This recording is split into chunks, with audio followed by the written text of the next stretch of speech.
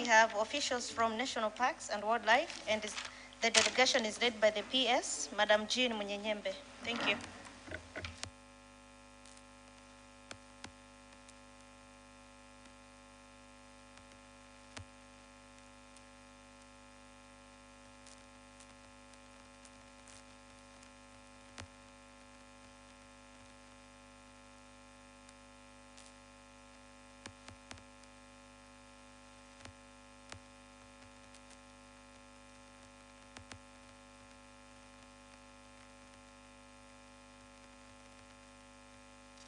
Yeah, good afternoon, honorable members of the Committee on Natural Resources, Mining and Energy. And also good afternoon, honorable PS, Wildlife and Parks, and also the team from that side. The committee has called you to have an audience with you so that you brief the committee about the operation of the Wild and Wildlife Department. But also, when you give you a chance, you also be talking on the current status of the various protected areas as regards the wildlife parks and game reserves. But before we do that, let us have some introduction. We'll start with the honorable members, starting from my far left. Introductions. Good afternoon, Chair. My name is Emmanuel Mawindo, representing people of the Mponzi constituency. Thank you.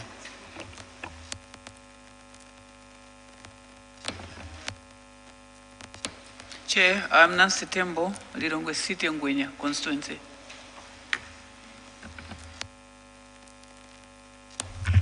Good afternoon, Chair and all. I'm Dronex Mpuzen, representing the people of Machinga Southeast. Good afternoon, Chair. My name is Peter Gamula, representing the people of Nchisi South. Thank you. Good afternoon, through you, Honorable Chairperson. My name is Sipiwe Koma, Parliament Secretariat. Good afternoon, through you, Honorable Chairperson. My name is Annie Nganyangalazi, Parliament Secretariat.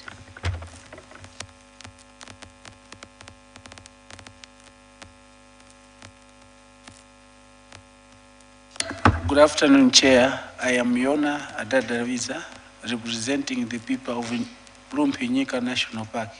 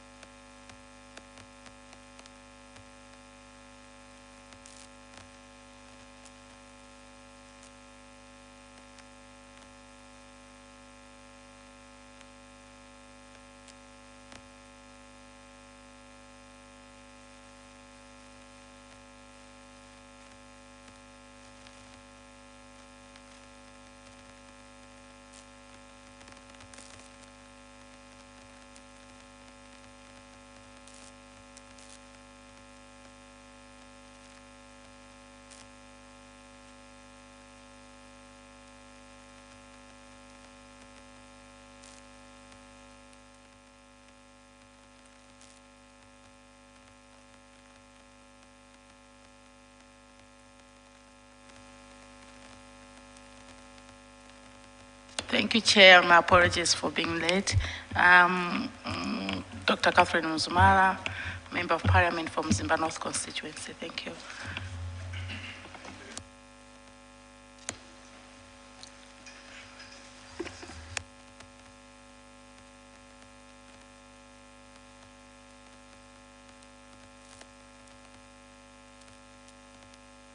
Can you introduce yourself straight away?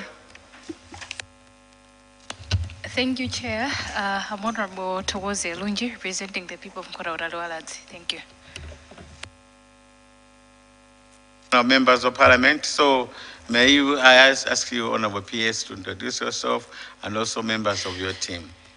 Thank you. Thank you very much, Honorable Chair and Honorable members. I will introduce myself and I will let the team also introduce themselves. My name is Jean Mnyenyembe, PS for Tourism, Parks and Wildlife. Thank you. Through you, Honorable Chair, my name is Suzio Luhanga Chua, Deputy Director for Planning in the Ministry. Thank you. Through you, Honorable Chairperson and Honorable members, I'm William Gora, Deputy Director from Department of Parks and Wildlife. Thank you.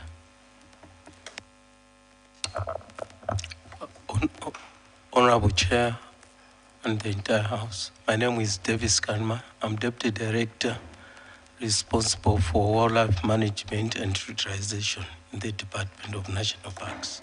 Thank you. Thank you.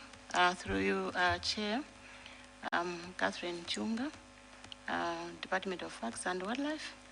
I'm responsible for education and extension. Thank you. Through you, Chair, my name is Peter Dengule, an economist in the Department of National Parks and Wildlife. Thank you. Good afternoon, Honorable Chair and Honorable members. My name is Alex Chunga, as Chief Parks and Wildlife Officer in the Subdirectorate of Wildlife Management and Utilization. Thank you.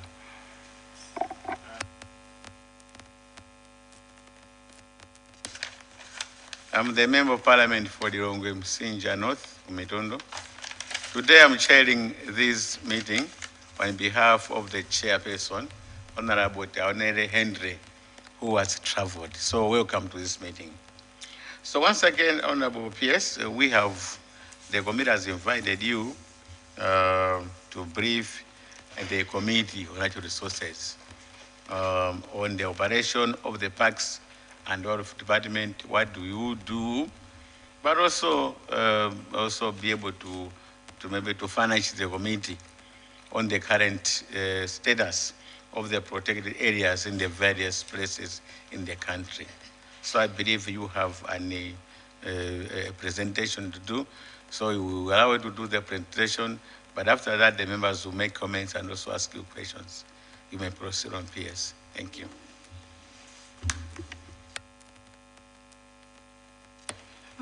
Thank you so much, Honorable Chair.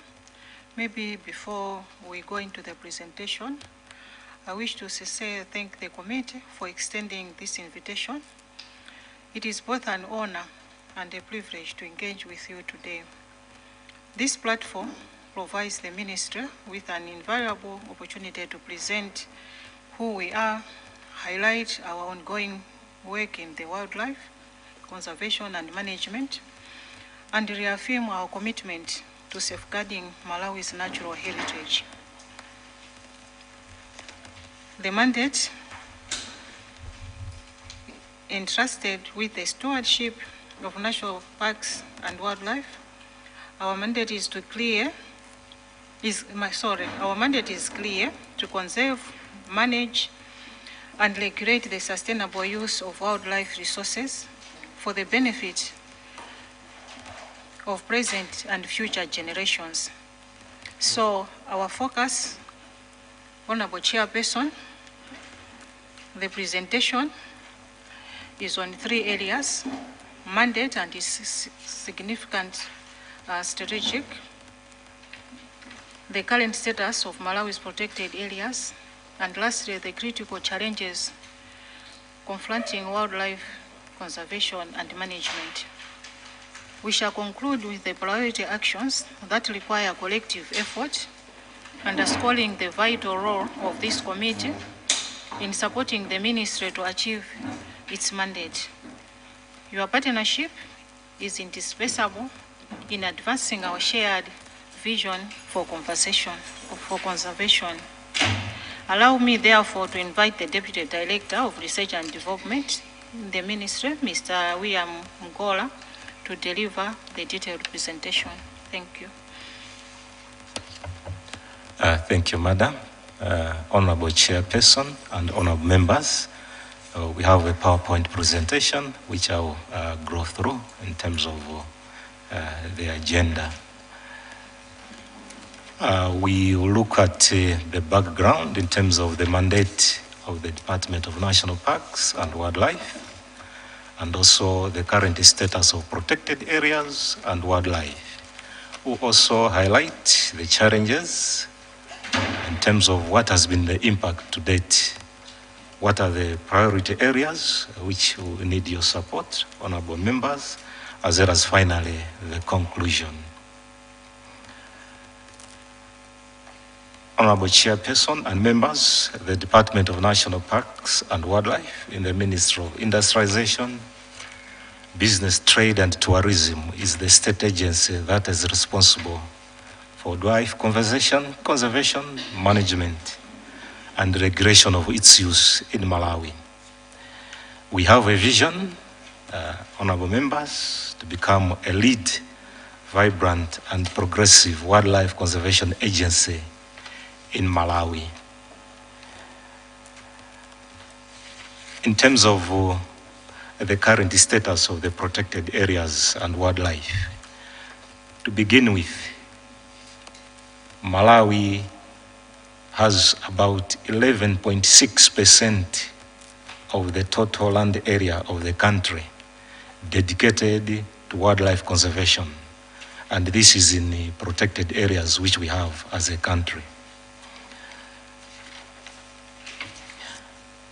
The protected areas, we have national parks, wildlife reserves, as well as nature sanctuaries, as highlighted on the map. The 5 national parks, Kasungu, Nyika Kasungu, Lake Malawi, Liwonde, and Lengwe. Then wildlife reserves, we have 4. Vwazamash Wildlife Reserve, Nkota Wildlife Reserve, Majete Wildlife Reserve, and the smallest, Mwavi Wildlife Reserve. We also have 3 nature sanctuaries. These are in urban areas. We have Michiru Nature Sanctuary in Blantyre, Lilongwe Nature Sanctuary, which is just close to us, and also Mzuzu Nature Sanctuary. These are the protected areas which we have, which cover about 11.6% of the total land area of the country. Honorable Chairperson, just to highlight in terms of the animals, key animal species which we have as a country currently, where are we in terms of their numbers? These are the species which attract tourists, which we normally refer to them as the big 5, the elephant, we have the black rhino, you have the buffalo, you have the lion, and the leopard.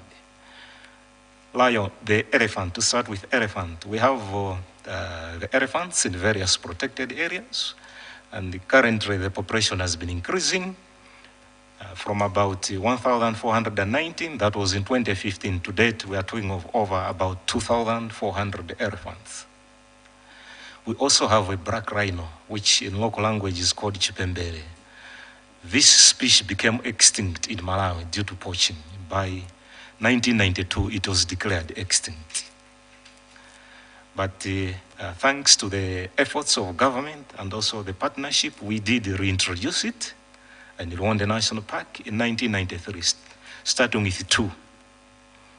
Currently, the population is about 73, which we are doing well, both in Liwonde and Majete under the public-private partnership conservation model. We also have the buffalo, the population in various protected areas, which is increasing. We also have the lion, which we did reintroduce in Majete as well as Liwonde. The lion population is doing very well, Liwonde as well as Majete. Then we also have the cheetah. This was introduced in 2017. Currently, these are mostly in Liwonde and Majete. The current estimated population is about 36. Similarly, the wild dog, which in local language we call mimburu. These are important animal species.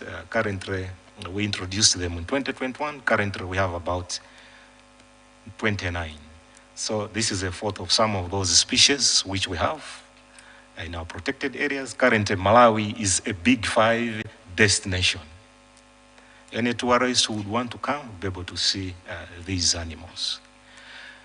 Just also to highlight that we have Lake Malawi National Park. This is an aquatic biodiversity, which is a World Heritage Site. It is known worldwide because of the cichlids, locally known as mbuna. We have about over 800 fish species, 95% are endemic, which means these species are found only here in Malawi, nowhere else in the world. These are colored small fish, rock-dwelling fish. That's why this Lake Malawi National Park was established to protect those species. In terms of honorable members, our policy and legal framework, we have the National Parks and Wildlife Act, which gives us the mandate to conserve, manage, and regulate the use of wildlife resources throughout the country. Similarly, also our policy provides the guidance in terms of the wildlife resources for sustainable development of the country. We also have a protected area and investment strategy which guides the private sector in terms of the investments. It is there to promote private sector investment in protected areas.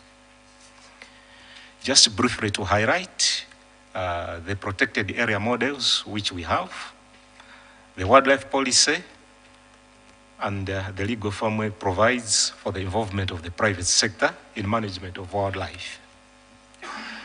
The public-private partnerships provides an opportunity to develop protected areas to become self-sustaining while also benefiting the country. So investors are encouraged to invest in sites that are underutilized and also those facing some financial and capacity challenges. These partnerships can either be ecotourism management, where a private sector will run an ecotourism facility in terms of a lodge, or it can be an investment where the private sector can manage the whole protected area, which we call protected area management. Or it can be financial and technical support, where still in partnership with others, the government as well. So these are the models which we have. In terms of the protected area management models, which we have currently, the government entered into an agreement with African Parks Network for the management of Majete Wildlife Reserve for a period of 25 years. This started in 2003. It will conclude in 2028. So far, we have done almost 23 years. Similarly, we also have Liwonde National Park and in Kota under the public-private partnership with African Parks for a period of 25 years, 20 years, signed in 2015. By delegating full management responsibility to the private sector, government is able to unlock significant private investment as well as technical expertise. For example, these partnerships in terms of the African Parks Network, which are doing a commendable job. Currently, Malawi has the big five in terms of elephant, black rhino, buffalo, lion, and leopard. These we have in our protected areas.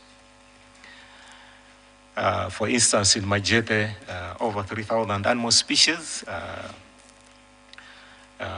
were reintroduced.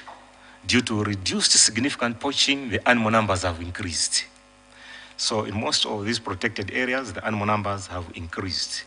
Similarly, in terms of revenue, for example, just an example which was given for the annual tourism revenue for 2023, that was $750,000. This was for 2023. Now, Majete and Liwonde are able to provide animals which we can restock other protected areas. For example, we had translocated 500 elephants from Liwonde and Majete to Nkota Wildlife Reserve. Similarly, 263 elephants to Kasungu National Park. So, furthermore, government has a co-management agreement with Peace Parks Foundation for the management of Nyika National Park, as well as Vwaza Marsh Wildlife Reserve. This is a co-management arrangement.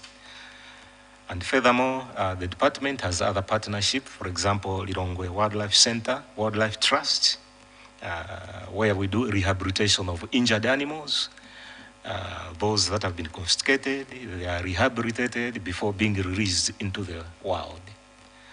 And also we have International Fund for Animal Welfare who are supporting us in Kasungu National Park. For example, we have constructed a fence line 133 kilometers on the eastern boundary of Kasungu National Park to reduce human-wildlife conflict. So we are just remaining with about 3 kilometers to hit the border with Zambia so that you completely reduce human-wildlife conflict.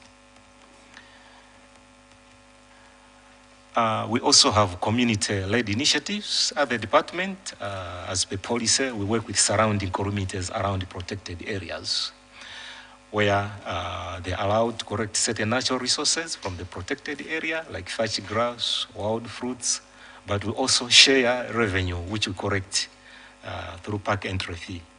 We also have a Kurera Reed Plus project in the north for communities around Nyika National Park, as well as Vwaza Marsh Wildlife Reserve, including communities around Nkota. This is the carbon program. Honorable Chairperson and honorable members, just to highlight briefly some of the key performance achievements for 2025-2026 in terms of anti-poaching. We are a law enforcement agency. We take law enforcement operations in protected areas so that we reduce poaching. For example, the number of patrols that have been undertaken, the arrest, including seizure of ivory and 33 pangolins. Generally, because of improved effort, there is increasing animal population in protected areas. In terms of human-wildlife mitigation, because normally animals would move out of the protected area to the surrounding communities, we have solar-powered electric fences. For example, Kasungu National Park, we constructed 133 kilometers, which is quite substantial investment with our partner, International Fund for Animal Welfare. Majete and Luonde, these are wholly fenced. Vwaza, we have about 70 kilometers, and even in Nyika, 30 kilometers. And also, we have a community water supply project. This is a 105-kilometer gravity-fed piped water scheme for over 18,000 households. This water provided with support of the Peace Parks Foundation in Nyika National Park. So communities around Nyika, as well as Vwaza, they're able to have a good water supply. In terms of legislation, we have a Wildlife Conservation Fund order. This we have just revised, where part of the revenue, about now currently 30% of it, goes to the communities. We also have infrastructure, rehabilitation of staff houses at Lake Malawi National Park, and also wildlife restoration and the public-private partnership, where we have several animal species that have been introduced. What are the key challenges which we are facing? One is poaching and illegal wildlife trade. Despite the significant strides that have made, poaching is still a threat. We need to continue to strengthen wildlife in terms of the border controls, the enforcement, and the other aspects. Human-wildlife conflict is still a challenge, where we have seen elephants and hippos, including areas outside protected areas, destroying crops and lives, sometimes which also undermine community support. Honorable Chairperson, we still have a challenge of encroachment in some protected areas. Land claims, where communities in certain protected are claiming land from a protected area.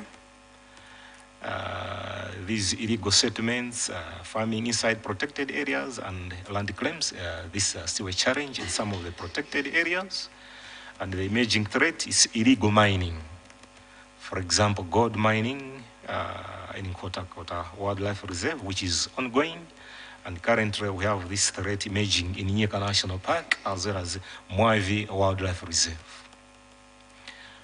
But also issues related to climate, related risks of frequent droughts and floods. This is forcing communities to cultivate close to protected areas. But also floods affecting protected area infrastructure. As we have seen, the cyclones which we experienced, some bridges and roads have been damaged, habitat including animals like the cyclone Anna, which we did had, when the Shiria was very full. Some of the animals, some young elephants in Majete, I think they drowned. And when that Kapichira Dam burst, some of the crocodiles ended up into the villages. So, yeah, those were some of the challenges, yeah. And also access to protected areas is one of the key challenges. Malawi's tourism is largely nature-based, and wildlife is a key tourism product that is offered by the protected areas which we manage as a department. However, tourist visitation to these protected areas is limited because of accessibility to reach these protected areas. Most of the access roads are in bad shape and become impassable during the rainy season. And this is affecting forex and revenue generation from tourism, which would assist in the management of these protected areas and also for the development of the country. So there is need for access roads to these tourist destinations, because access roads are not within the jurisdiction of the Department of National Parks and Wildlife. So we need access roads to reach these protected areas. And also one of the other challenges, we have officers who have been placed at points of entry and exit, wildlife officers. As a background, in 2014, we did identify illegal wildlife trade as a key matter of serious concern. So we did undertake a comprehensive study and review to understand the nature and scale of this illegal wildlife trade. And we came up with recommendations. One of the recommendations to place wildlife officers at points of entry and exit, that is at the airports and several borders, so that we combat issues of illegal trafficking. Because that study found that Malawi was a trafficking hub for ivory and other wildlife products, also from other neighboring countries. So we placed those officers on those places, those border posts, and the situation since then to date has improved significantly, reducing wildlife trafficking and illegal wildlife trade. But however, currently under the project called Consolidated Border Management, it has been recommended that the number of agencies at the border ports has to be reduced. And the department is one of the agencies that has been earmarked for removal from these borders. And the implication is that this will drive poaching, illegal wildlife trade, and trafficking that can negatively affect Malawi's tourism potential. And then finally, our priority actions, we need to continue strengthening law enforcement to combat poaching and illegal wildlife trade, including the issues of the border law enforcement officers. We need to continue to mitigate human-wildlife conflict, expand the solar-powered electric fences in some of the protected areas, and also the need to resolve encroachment and land claims in some protected areas. For example, in Kasungu National Park, Kota Wildlife Reserve, Nyika National Park, Lengwe National Park. We need to continue strengthening community engagement and livelihoods, introducing climate-smart resilience programs, and reduce illegal natural resource use. And finally, access roads to protected areas to unlock Malawi's tourism potential and become a competitive tourist destination, because we have a product that we can compete regionally. So we need access to these protected areas. Finally, in conclusion, despite the challenges, the DNPD has demonstrated significant impact by combating wildlife crime, enhancing community engagement, and positioning Malawi as a Big Five tourist destination. Thank you, Honorable Chairperson. Thank you so much, Director, for Parks, for that accurate presentation. Honourable members, we have heard the presentation on the operation of the Parks and Wildlife Department, but also the status of most of the protected areas as regards the nature sanctuaries, the game reserves, and also the ward parks.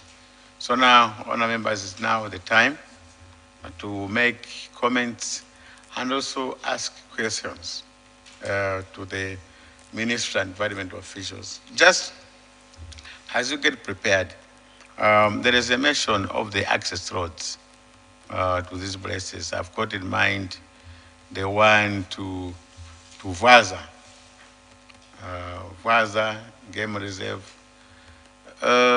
Minister of Tourism, PS, do you have any plans or any discussions as regards to improve access to these places?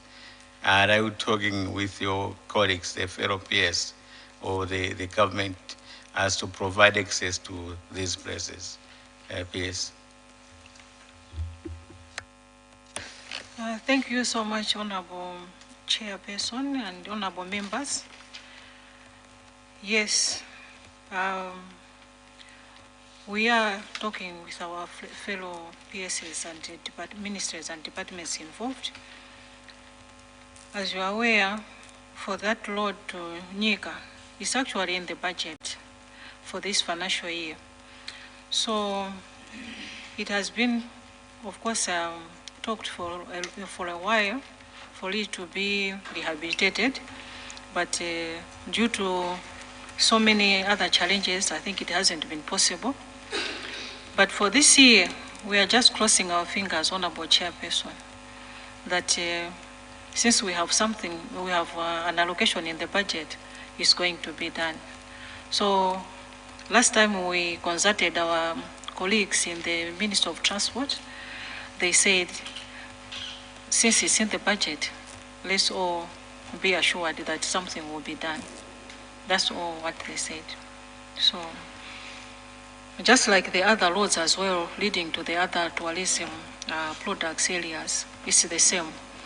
We are now and again approaching them, knocking on their doors to just ensure that all those roads that are going to the various tourism areas are also considered. So some of them, equally like the Nyika one, they are also on the list, but the rehabilitation is another issue. So we are on the same board, but we will continue knocking on their doors. Thank you, Honorable Chair. Yes, I think the issue of the access in terms of the roads is very, very important. You know, we're always talking about tourism. Let's go tourism. Let's do this tourism. But the tourism, most of the issues, people want to go to the wildlife reserves, game reserves, to see what is there. But for the meantime, for somebody to go, you have to have a 4x4. What happens to somebody with a small car, but he still wants to go to Rwanda National Park, still wants to go to Gasungu National Park. So we really want to encourage you on our PS to continue talking to your colleagues in the Ministry of Transport. It's very important.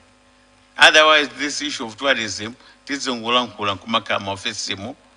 but the actual places which attract the tourism sector remain unaffected and not prepared to be in terms of access. So we want to encourage you, please, don't sit down.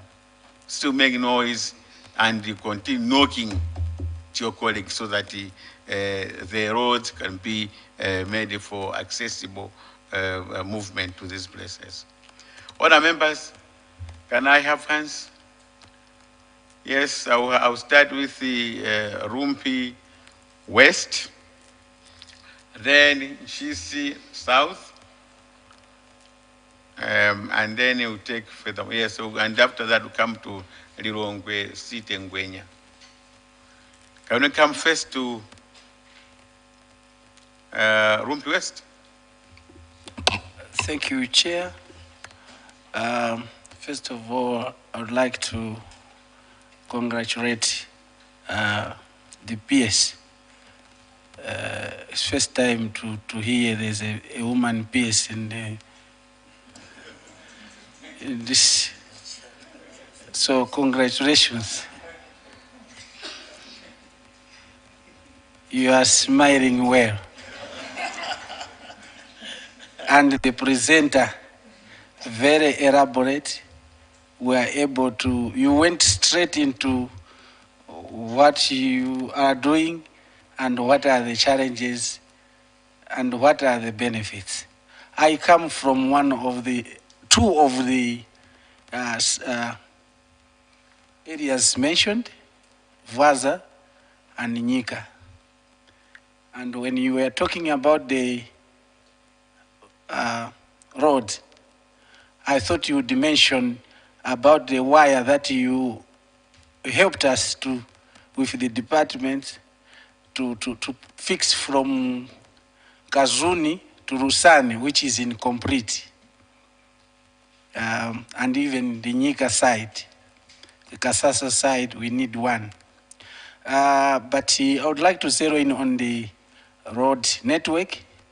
I wanted to suggest if we have a concessionaire who has given us a lifetime benefit, why people of Lumpi, Nyika and Vaza, why they should protect that area, the water gravity scheme that comes from Nyika up to Mzimba.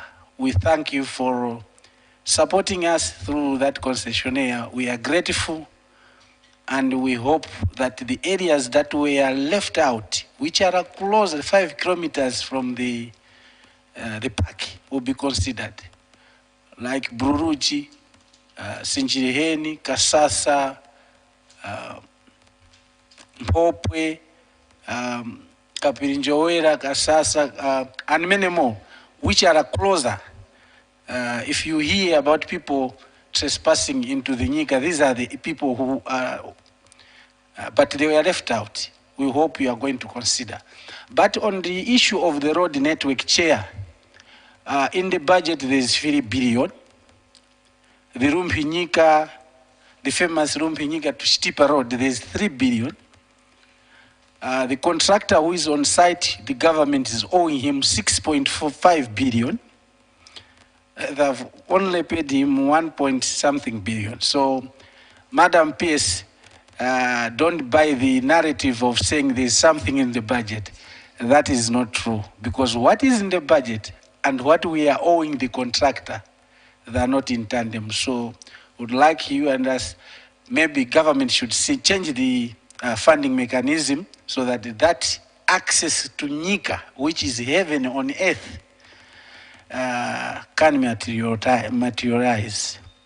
Secondly, you have a lot of equipment that you have bought through the Peace Parks Foundation, which is lying idle at Tazima. I would like to request it through you that release that equipment that should support us to make the road from Chikwawa up to Kazuni passable, because we have a lot of equipment, a lot of investment, but the Peace Parks, they are saying it is only meant for maintenance of the roads inside the parks.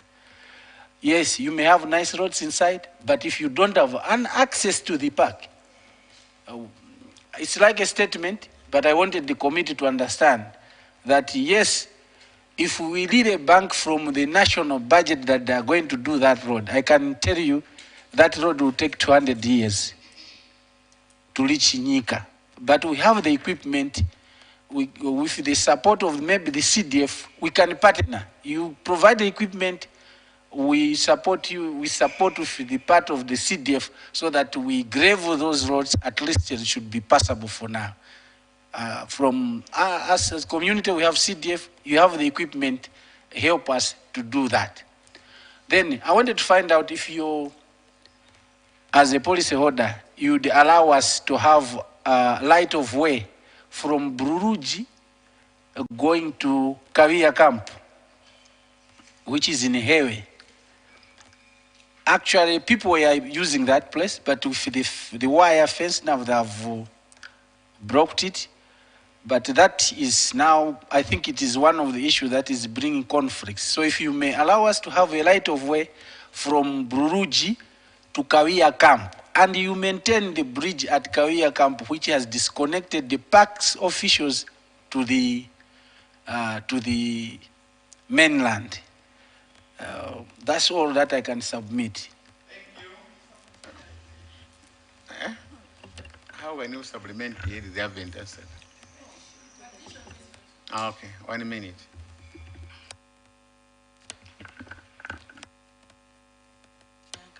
Thank you, Chair. Just to add on what he said on the equipment, it's true that it doesn't pay to have nice roads within the park themselves or the game reserve itself, while the roads that reach to the game reserve are impassable. One road that is always neglected and which is shorter to Waza Game Reserve is the one that starts from Ekwendeni.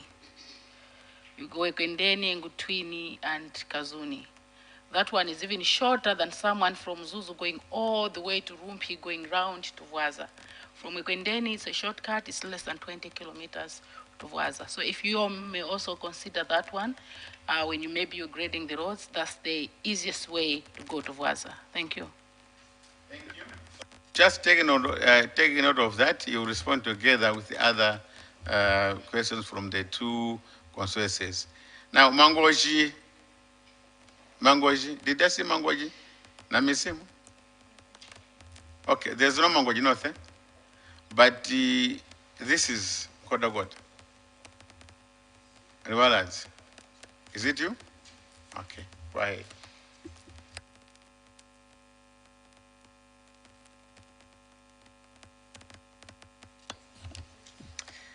Thank you, Honorable Chair. Mine are two questions that are going to the Minister of Tourism. The first and foremost, I would like to bring to their attention that I'm coming from Nkhorakota Lualadzi, which is also a very bigger part of the Nkhorakota Game Reserve, which is a national park. One thing I would like to understand from the ministry, it's the agreements and the clarification on the agreements between the African parks and the government. Not only that, I would also want to understand, we've had issues in Nkhorakota Lualadzi whereby the national parks are really protected. We have the wire all across. But when we look at the citizens around the national park, we talk of, it's a humble plea through the ministry that may we collaborate in assisting the citizens that are within the African parks, because I've had an issue whereby some of the citizens they go to the national park, of which we as in Nkhorakota Lualadzi, the African parks, yes, is doing a great job, but we've had issues whereby the elephants and these wild animals, they break through the national park, they affect the crops, and I've also had an issue whereby, is it an elephant killed a child? But when you look at the compensations and all the processes to be involved, it's more like there's nothing straightforward. It's more like we are more of protecting the national parks, of which it's a very good idea. But I would also want to understand that also the humankind, what are the laws safeguarding the people around these national parks. Not only that, we still call upon the social corporate responsibility under the African parks, of which we understand that it's a bigger contract over the years. But as also the people of Nkhorakota Lualadzi, they would also want to benefit in one way or the other through social corporate responsibility, whether it's the roads that are being said. As one of the things, I would like to commend the government on the M5 road, which is under the construction. But we also have these other secondary roads within the constituency, of which, if we can indulge in such, And if we can indulge in these secondary roads, I think it will also contribute heavily to the tourism sector. I submit, Honorable Chair. Thank you. Thank you. Nchisi South. Thank you so much, Chair. I should appreciate for the presentation, very accurate. My question is on the airport security team. I don't know if you work hand in hand too with the people that makes Ziboli. I was one of the victims a couple years ago, and I made follow-ups with different videos. People buy those on the free market, and they take them as gifts to their relatives, to their friends. But when you are crossing the airports, we are asked to bring letters or evidence that you have an authorized letter to travel with this Ziboli because it's wood. But most of the tourists, they kind of get frustrated when they are being asked on those. So I just want to understand if you work hand in hand with the people that they make those things, that maybe this is not a wood that they can make out of Ziboli, or there's special arrangements where if you are buying that, you can be able to get an authorization letter to travel with. So I just want to see a clarification on that, or if it's just a mistake for those guys that they work at the airport. The second question is on the Nkodagoda Game Reserve. I came from Nchisi.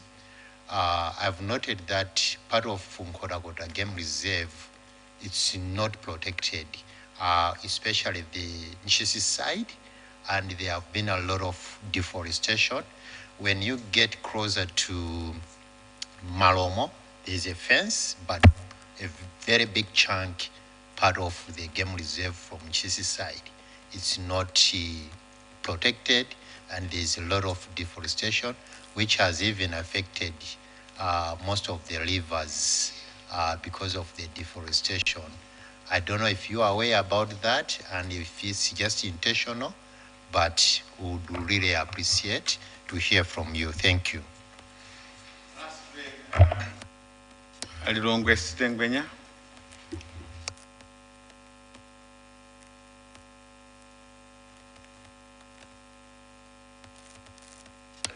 To commend the department for the presentation. The first one, Chair, is to find out what is the official name of your department, because I heard the PS talk of tourism, and what's the name for your department? Here it's National Parks and Wildlife, but I thought I heard somewhere tourism and whatever. So I just wanted the full name of the department. Secondly, Chair, I'm glad that we have giraffes in the country. I wonder where these are. For the black rhinos and for the cheetahs, you've given us the numbers, but for giraffes, we do not have. Happy that we have these long necks. I thought we didn't have them in the country. On the Lake Malawi cichlids, most of these are exported. Information in the grapevine is that even though these ones are very popular in North America and in Europe, the proceeds don't come back to Malawi.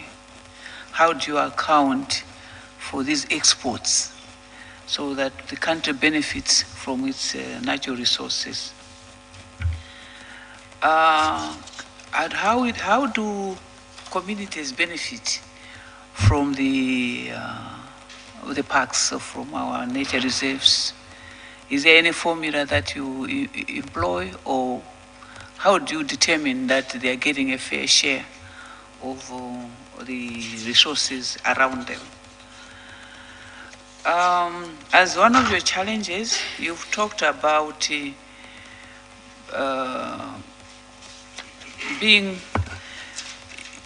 you deployed your officials to borders to combat trafficking. And you said that worked. It reduced smuggling of products from our natural parks. But then now you're saying that you're being moved away from those borders. How then are you going to redress that situation if that was helping to combat smuggling? Now that you'll be moving away from the borders, have you engaged with government, or is it an international policy? Is it a government policy? And how then do you intend to mitigate against that smuggling? The other one is, I don't know how much sharing of information you have with other departments. I see here that there is illegal mining in Nkota, is it Nkota World Reserve? And can you tell us in what other reserves or parks you have illegal mining? Is this information shared with the Ministry of Mining? And how are you dealing with the illegal mining? As on your challenges, I don't see any challenge to do with financial resources. Are you well equipped? How would you fund yourself? Because there's none here as yeah, but if they're benefiting, they didn't tell us here whether they're benefiting. But as one of your challenges, it seems like you are very well resourced as a sector, as a department, because I don't see anything here, Chair. I think for the time being, let me stop there. Thank you, Chair. Thank you. So, Honorable PS, now let me give you this opportunity for you to respond to the questions that have been asked by the members. Thank you. Thank you so much, Honorable Chair and Honorable members, for the questions. I will start, and then for some of the questions, I will refer to my colleagues in the team to tackle them. I will start with the questions from Honorable Member from Lumpi, Nyika Vaza. On the wiring of the fence, yes, we are aware that we are remaining with a smaller piece where we are supposed to finalize, and that is being considered. We'll see how we can finalize the remaining part. It's already in the pipeline. On the budget, yes, Honorable Member, you are right. The 3 billion and what we owe the contractor on site. Honorable Chair, on that one, would say we will liaise with the responsible ministry so that they can do the needful with the Minister of Trade, with the Minister of Finance, because that is not under us. But to convey the message and to make a follow-up. I think that's what we can do on our part to ensure that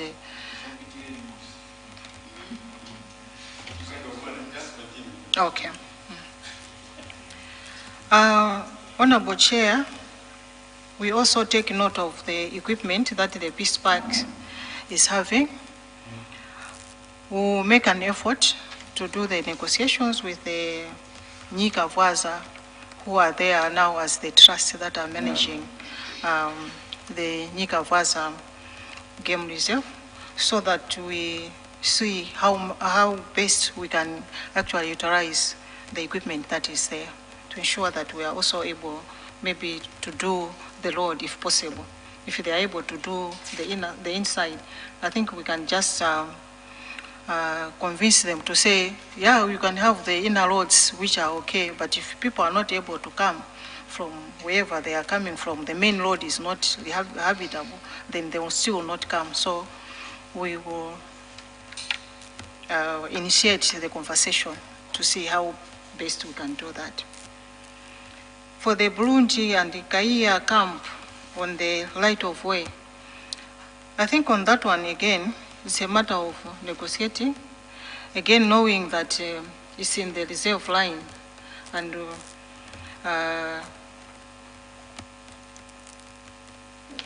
the rules and laws when it comes to the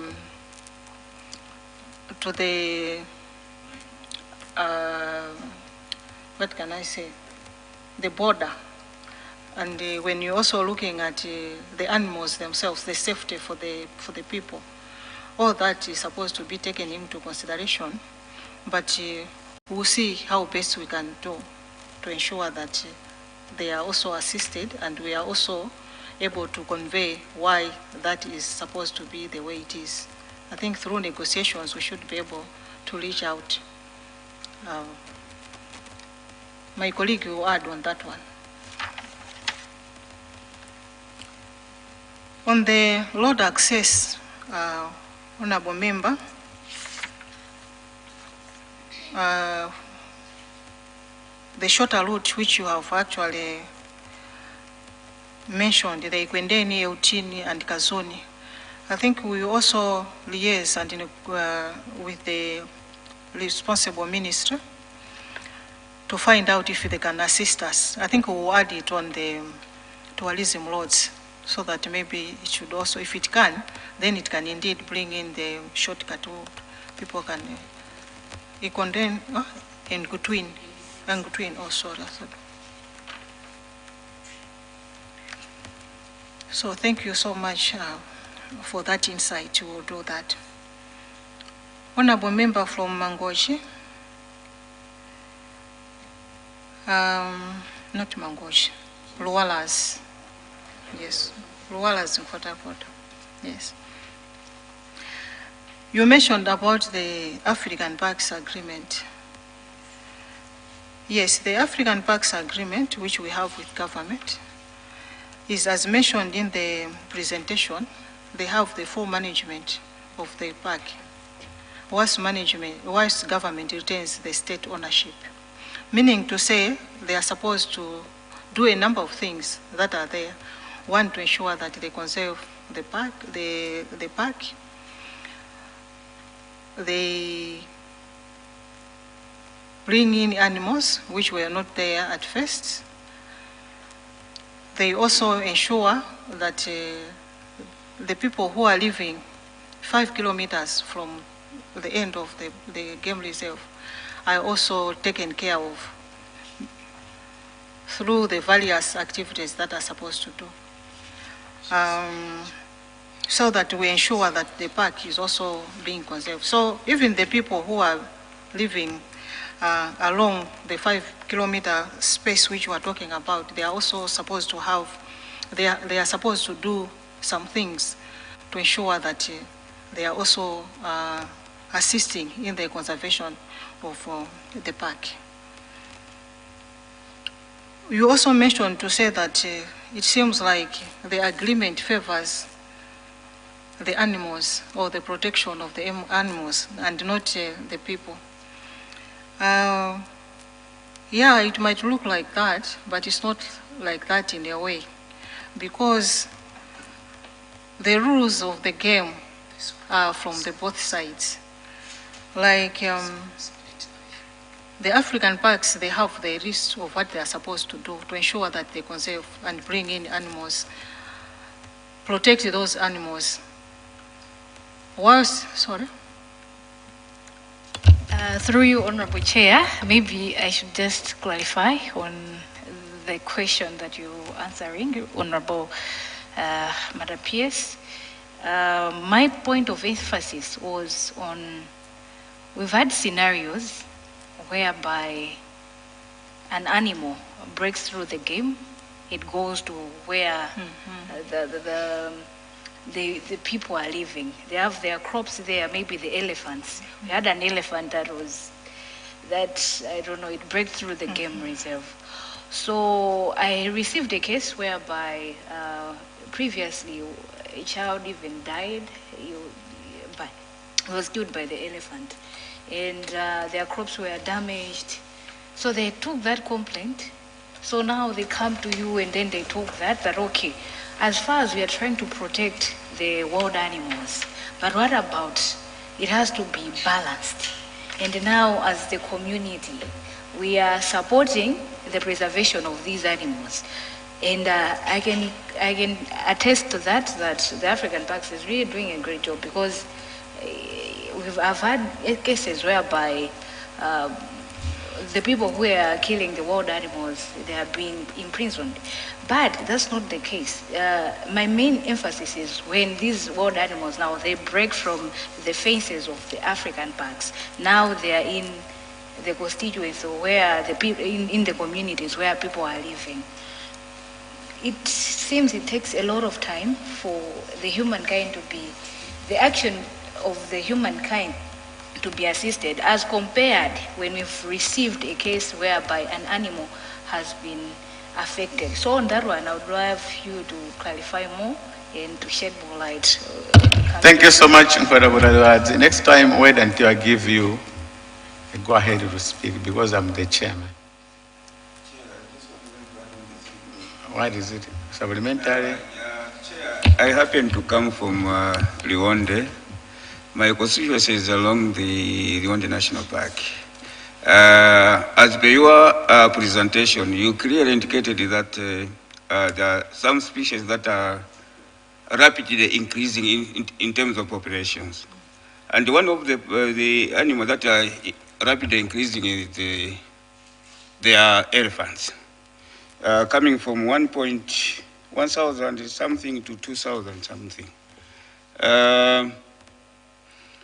In terms of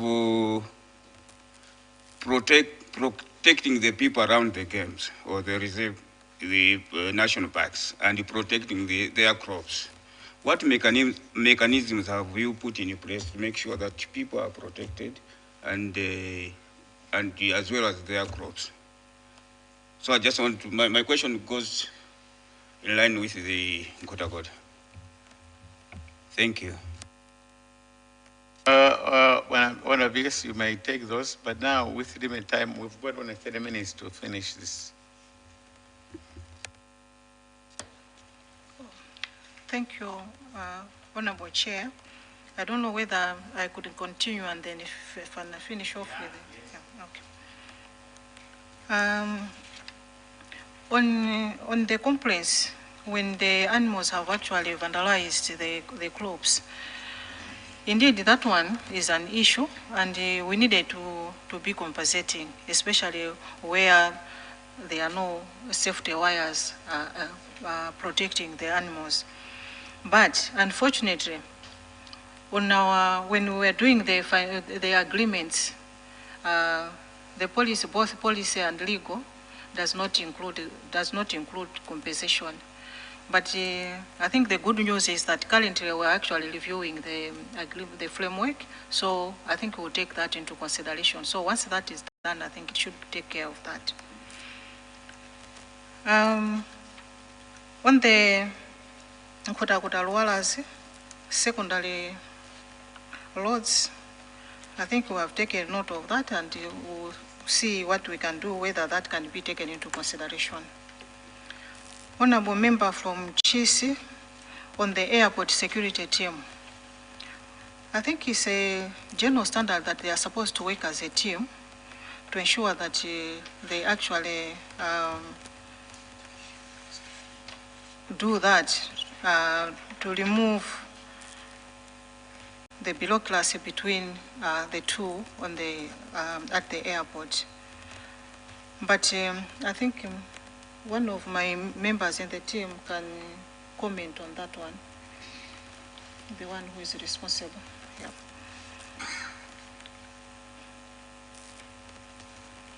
On the Nchisi side, you also talked about deforestation that is happening on the side where Nkota and Nchisi having boundaries. I think we also take note of that to ensure that something should happen members, please take note of that area so that we can look into that and see how best we can also incorporate in our activities. Honorable member from Lilongwe, you talked about the mining, illegal mining. Illegal mining, yes, is actually happening, and so far in Kota, that's where we have the highest activity in this one, and we have engaged the Ministry of Mining on the same. So we are working together hand in hand to ensure that this is minimized. We have even included the security ministries to also see how best we can actually combat this. And yes, it's true. We understand that a lot is happening, especially when it comes to illegal mining, that people are selling. Indeed, a lot of it is going out. That is indeed a challenge that is also being looked into by Ministry of Mining to see how best we can do it. And they are also involving the same. Our team is there as well as the security to ensure that we come up with ways and means to mitigate the same. You also talked about the financial resources. I think it was just an oversight. This one is actually cutting across all the ministries and departments. But I think we just forgot to put it on the list. But it's one of these departments, again, which we do not have enough resources to actually cater for all our activities. But we have just tried to ensure that we budget in accordance to what we have been given as a ceiling by Treasury. Chair, maybe my members can add on the others that I have left. Thank you.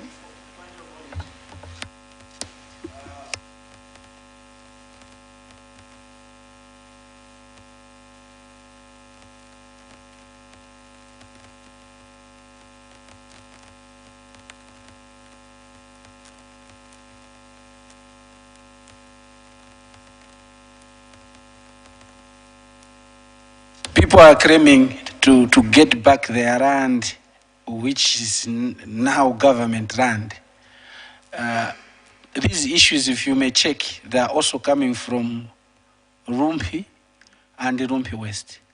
One of the issue is because of they have been denied access even to pass between, because this place is shorter and it's at the end of the parks, but you have blocked the whole place. We have the same scenario between Zorokere and Kanyenjere, where there's no wire, and people are within the border. There's a road there. So this road from Kanyenjere protrudes goes up to Kawia camp, goes to Buruji. But from Buruji to Kawia camp, you have blocked. This is why people now they have said, we want our land. How are you addressing, what is your stand? Because people now are claiming their land because it seems the ministry and the department have blocked them. Secondly, the issue of the graveyard of Zorokere. That's why people now they're claiming, because you are failing to release the graveyard. At least leave the graveyard outside the boundaries. But you are saying, no, you cannot. But if they are already their ancestors that are in the park, their graveyards are there, you are refusing them. That's where the conflict is. Rumpi West, as I said, on our PS, I think you take note of that, but also I think the response so that he can go to report to his people, I think he has got a personal interest, a personal consistent interest, not a personality. Yeah, so, but your colleague may proceed to respond.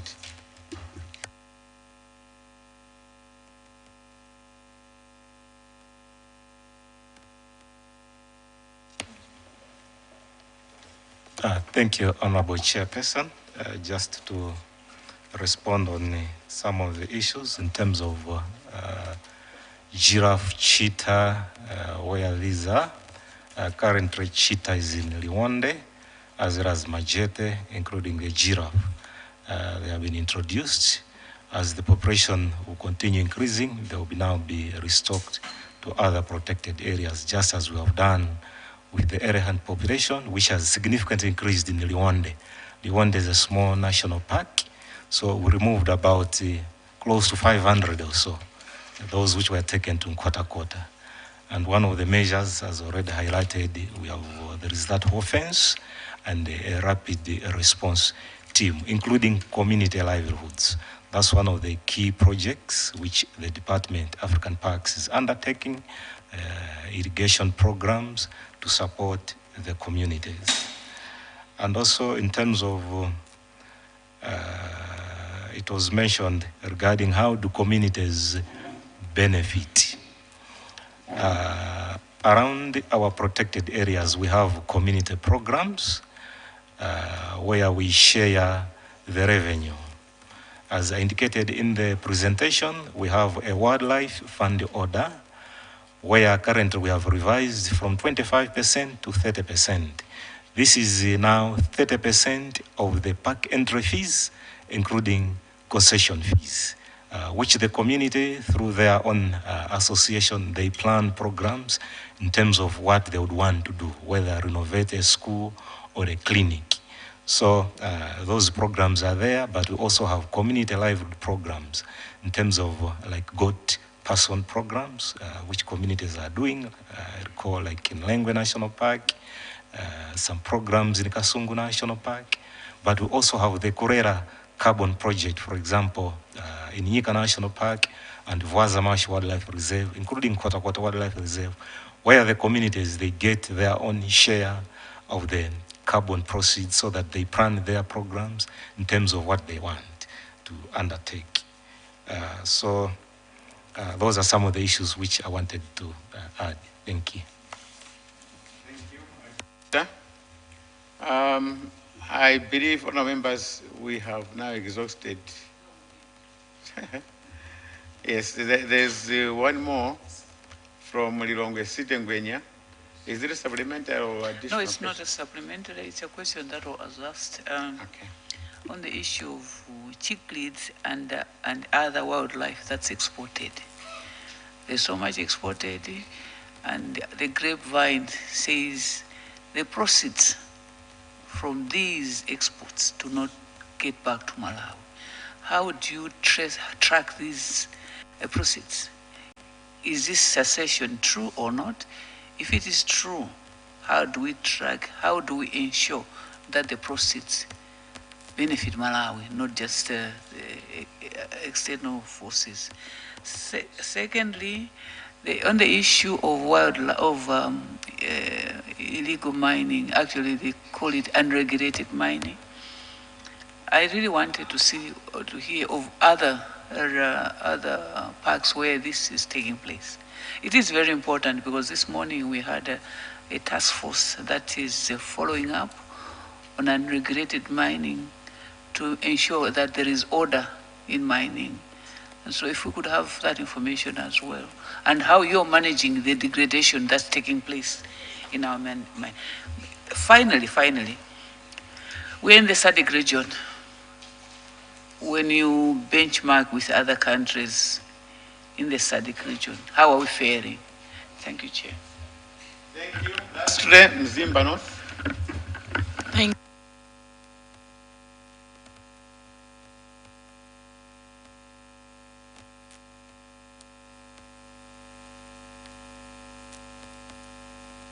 Appreciate in terms of revenue correction. Do you make profits? How are your books look like? How much expenditure and how much do you gain by the end of the year? Your annual revenues. Do we make any money as a country?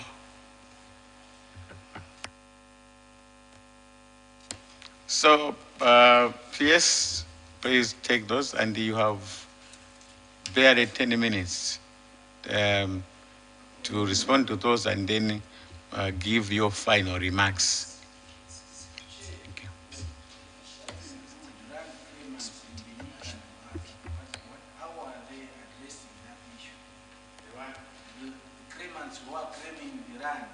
Yeah,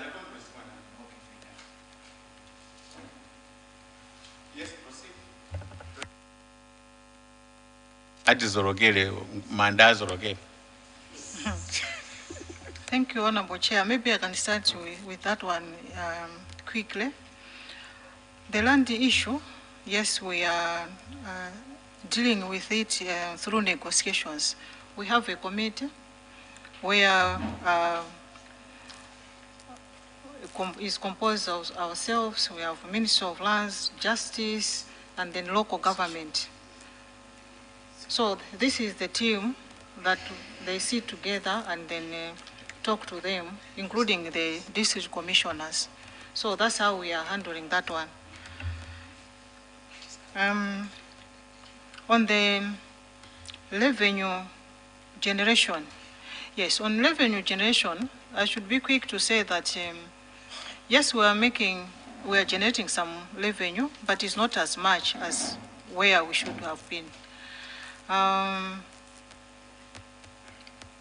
We are looking into it to ensure that maybe if we can have a digital, if we can digitize our revenue system, we should be able to improve on that one. And again, we are also looking at revising the questionnaires which we have with our, the agreements which we have with them, so that we have a win-win. Because as we are aware, when they were coming into these parks, they were very degraded, so they have done much into it to bring to the status where we are, including the animals themselves.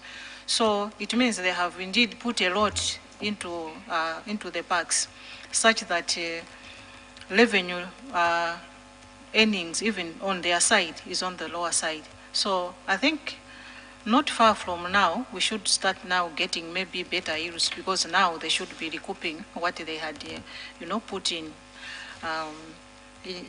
what they had actually invested in the parks. So through also reviews of the concessionaire agreements, we are also looking at better deals with them. So that's how we are looking at it on the revenue generation.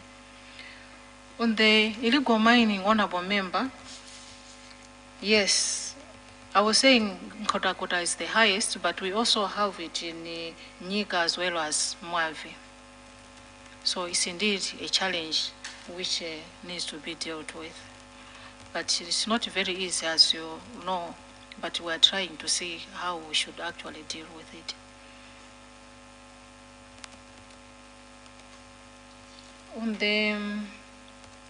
On the last one, I think let my colleague assist me. Thank you. Thank you, honorable members. Secrets Mbuna. In Lake Malawi National Park, as a department, we conserve and do not provide exports. But outside the Lake Malawi National Park, the whole lake is managed by our sister department, the Department of Fisheries, who provide the export permits for cichlids and other fish species. But for us as a department, we just conserve the fish within the national park, which is about 6 kilometers square of the total land area of the whole lake. So that's where there is a difference in terms of management. Yeah, thank you.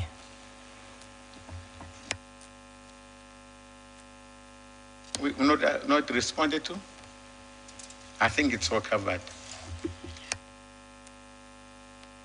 I think now we should be coming to the end of the meeting. Yes, you have responded, PS, but the committee, I think we should organize another meeting, because this one was an orientation. Maybe because we didn't say it, but the next time we would like you to come with your agents. As your agents, we want to say the operators who are doing the operation in the national parks. We would wish to see them, but also the committee would wish to visit some of these places, so that we should see, because seeing is believing, or believing is to see. We should see what is happening in these places. And also, the committee should also see the sites which are being involved in the illegal mining in these national parks. Not anybody, this, because this time we'll be dealing with the national parks. So we should see the extent on how the issue, the activities of illegal mining have taken place, and also of what is happening. But the meeting with the major stakeholders, the agents, the operators of these national parks who are doing business, that one is very important, and you would wish that to happen as soon as possible. So the committee will be coming back to you to make those arrangements and see what should be done. I think now let me give the opportunity to you, please, to give your final remarks.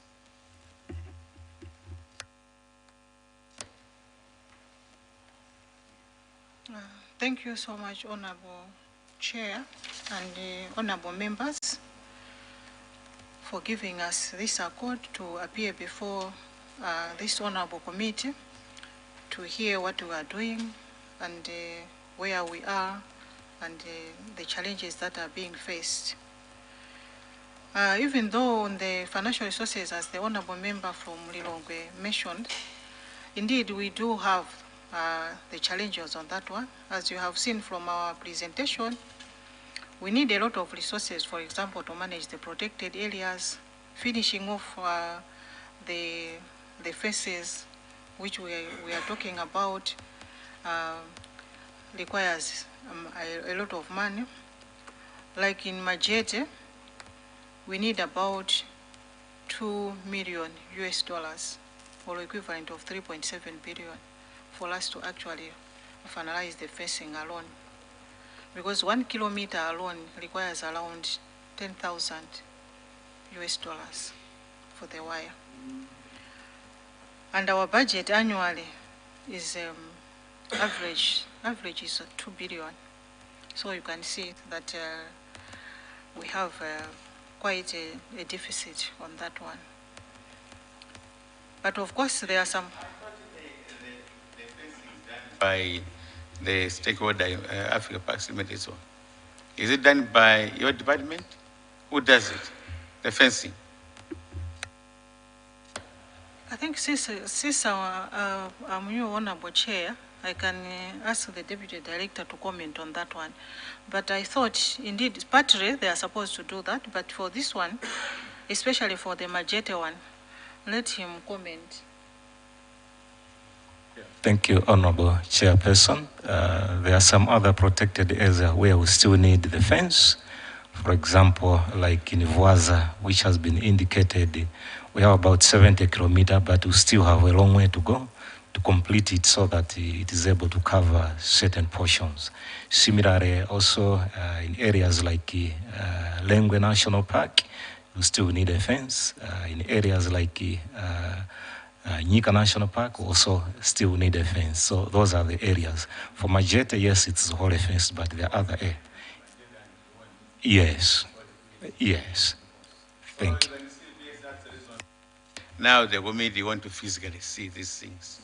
Yeah, thank you. Proceed.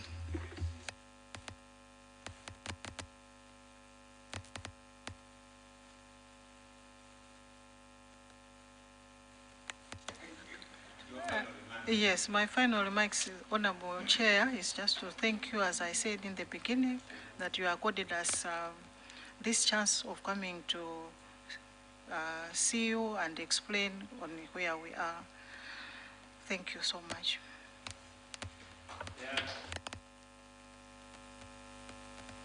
Thank you so much, Honorable PS, for the final remarks. And also want to say thank you to your team for the elaborated. It looked like it was a difficult time, but it's because we are meeting for the first time. And as far as I'm concerned, the committee has not been very cruel of the team, because they were still want to understand what you are doing. And we also want to see what, as the Lilongwe Sidengwenya said, you didn't outline any challenges. So it's as if everything to you, it's no challenges. So But you want to understand those things so that if you're going to speak to Parliament and also speak to your bosses, then we should have the issues. So next time, please, when we meet, bring those issues. And then we'll proceed. Oh, they're there. Okay. And then we'll proceed to do much as we can do. But as I'm saying, we'll continue interacting with you. As we say, we'll be looking forward to have that meeting where we're also going to interact your agents, the stakeholders who are doing the business in these national parks.